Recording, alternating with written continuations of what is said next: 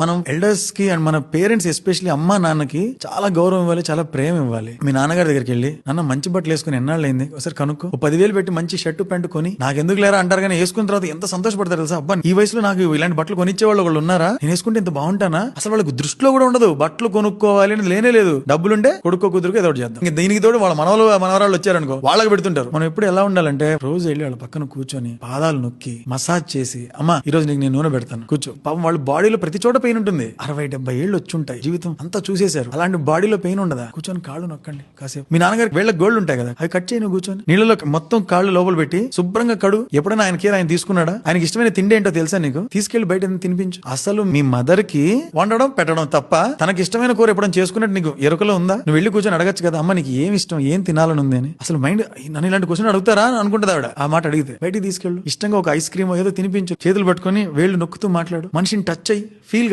నువ్వు పెద్ద బిజీలే స్వామి, మాకు తెలుసు నువ్వు బిజీ అని. ఫోన్ ఇసిరి కొట్టి పక్కన వెళ్ళి కూర్చో కాసేపు, చెప్పే జాగ్రత్తగా విను. ఇప్పుడు కాకపోతే ఎప్పుడు దొరకదు. భాగ్యం అది పేరెంట్స్ దగ్గర కూర్చొని వాళ్ళకి సేవ చేయడం అనేది. అందరం పరిగెడుతున్నాం ఏదో పీకుతాం అని. ఆగు, వెనక్రా, కొంచెం వాళ్ళతో మాట్లాడు, వాళ్ళకి ఏం కావాలో తెలుసుకో. It is high time that we give it back to them. ఓసారి మా మదర్ నాకు ఏదో రకరకాల వంటలను వండింది, ఎప్పుడు లేనిది. ఏంటమ్మా ఇన్ని వండేవి ఏంటమ్మా అంటే, ఈ రోజు మదర్స్ డే అంట కదరా అనింది. అంటే మదర్స్ డే అంటే నేను నీకు ఏదైనా ఇవ్వాలమ్మా అంటే, అవునా నాకెందుకు ఇలా అర్థమైంది అని. అది మరి ఎప్పుడెప్పుడు ఇవ్వాలా అనేటట్టే ఉంటారు వాళ్ళు. దాన్ని ఆపి మేమిస్తాం తీసుకోండి అని చెప్పాలి. మనం అర్జెంట్ గా మొదలెట్టాలి. మన సేవింగ్స్ కావచ్చు, మన థాట్స్ కావచ్చు, మన గోల్స్ కావచ్చు, అందులో పేరెంట్స్ ఇంక్లూడ్ చేయాలి. చేసి వాళ్ళకి మాక్సిమం మనం ఏం చేయగలం ఆలోచించి ప్రేమగా పక్క నుండి చెయ్యాలి. That is mandatory.